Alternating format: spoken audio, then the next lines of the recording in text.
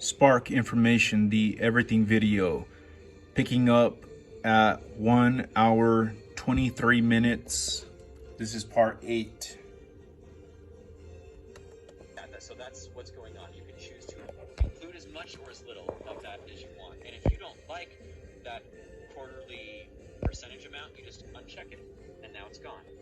So that information will not show up to your client if you don't want them to see it. Now I'm going to turn it back on, but I'm also going to change something here. So I'm analyzing median contribution percent. I'm just going to show you because I know a lot of you like dollar amount, so I'm just going to click that, change it to median contribution dollar amount, which is that. So now you can see it. Now it says the median seller contribution was 4,400 with a low of 500 and a high of 8,650, and here were the quarterly median amounts. So anyways, that's kind of how you can come in here, control the data that's going into your report, what your clients are going to see, and then also, like I said, every piece of data, whether it's going into your report or not, is going to go into your digital work file. All right, so I'm going to go ahead and click go back, and remember, save layout when you're done, when you have it set up how you want to, and you can tweak these trend lines too. If you don't like those trend lines, you can just tweak those by clicking the card. And then one last thing, it's a basic thing, but I just want to talk about it because I didn't touch on it before.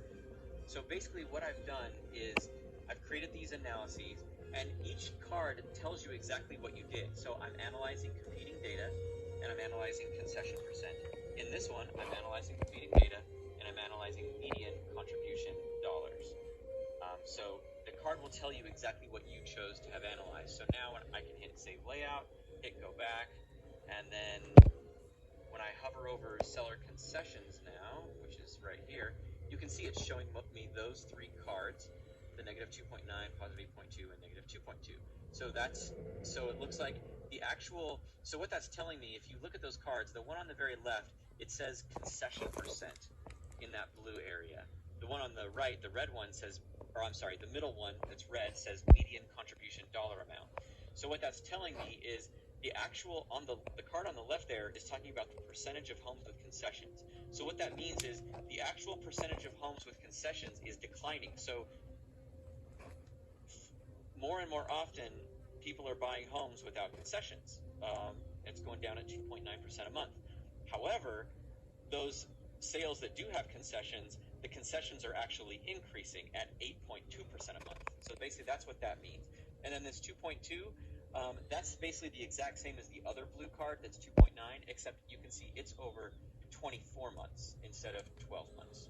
So that's basically it, how you are meant to use Spark. Now, of course, I did all that, and if you don't care about all that, that's totally fine. If you have some other unique way of doing stuff that you can't seem to be able to do in Spark, I think Spark should be able to accommodate virtually every type of market analysis you might want to do. So if you are trying to do something and you can't figure it out, please let us know, because the odds are Spark can do it, and just let us help you kind of sort that out.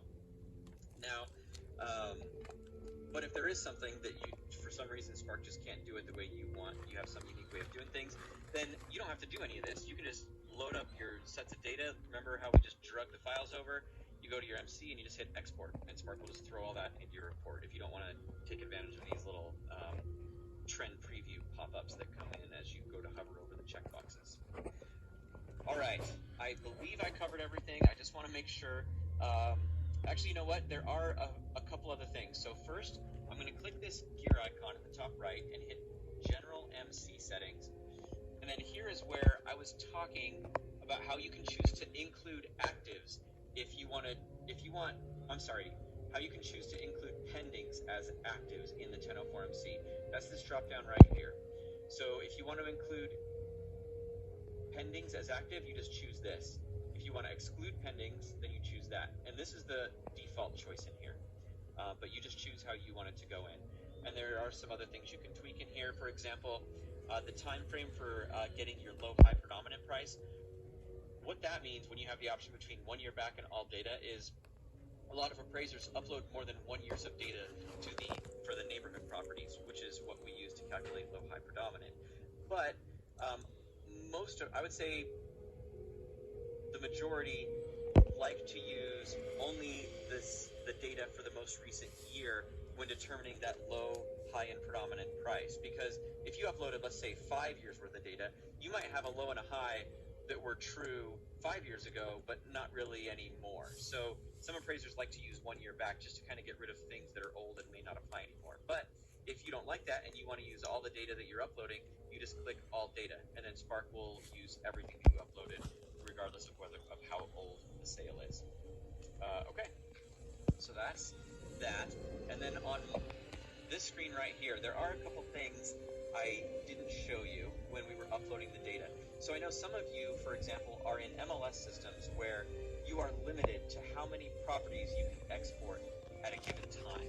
So if you're limited to like 250 or 500 properties, but you want to do a thorough 5-year back or 10-year back market analysis. I know some of you use Spark for like blog posts, so you can do like historic analyses and show agents or whoever or clients what your market, your zip code, your city, whatever was doing over whatever period of time. You'll use those more historic analyses, but you need more data.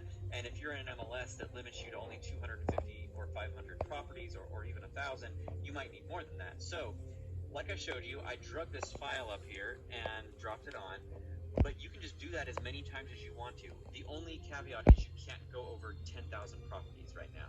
So the limit is 10,000. So you just keep dragging files up there. So I could drag this file up here and drop it on right here. Now I just drug the exact same file on, so you'll see what's going to happen here. Actually, it went away pretty quickly, but basically it said 1,206 duplicates removed because I uploaded the exact same 1,206 properties. So Spark is smart enough to know that not to count the same listing twice. So if you go into your MLS and you do a search, you do like a 2-year search, you get all the data you need, then you do the search for the 3rd and 4th year, and then you do the 5th and 6th year, and you like get separate files essentially, and you drag each of those files up here. Just in case you accidentally have some overlap and you have the same listing in multiple files, Spark will not count that. It will remove those duplicates. And so that's all you do. You just drag the files up that you need one at a time, and Spark will translate it and aggregate them so you can look at them. And you can also go in right on this screen and click the magnifying glass and look at all your data, sort through it, modify it, remove things, change things if you need to.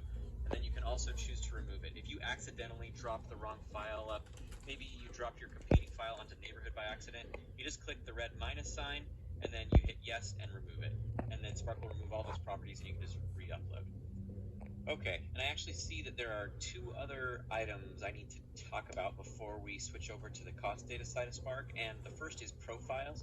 So just like we talked about with the grid, there are profiles, as you can see here in the top right, when it comes to the market analysis side of Spark. So let's go ahead and switch to the market analysis tab here.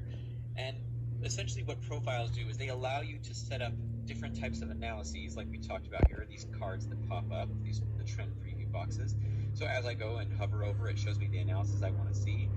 With the profile, I can set those up. So let's just say maybe for complex properties, you want to run a different type of analysis than you do on a regular track home. So that allows you to use the profiles for that kind of thing. Or maybe, again, like we talked about with the grid, you might have certain clients that want to see things in a certain way or see you analyze things in a certain way. So you want to show that. And so you can go and set up a profile for client ABC and use it for that as well. And that also allows you to customize the colors that we use in the charts and all that kind of stuff, and you can set defaults as well. Okay, so that's what profiles are for, and you basically, just like I showed you on the grid side, you can click that, go in, find the profile you want to use, and we actually have it, as you can see, there's a category called Spark Library. So we have a library of profiles you can also choose from, and so if you choose one of those, it actually copies that profile from our library right into your profile so that you have it there and you can mess around with it, manipulate it, do whatever you want with it. Or you can just click Manage Profiles, create your own, set your own defaults, rename them, all that kind of stuff. Okay, so now let's go ahead. I'm going to switch back to my standard, and let's go ahead and switch over to the trend dashboard. And so this is the last item that we need to talk about before we switch over to cost data.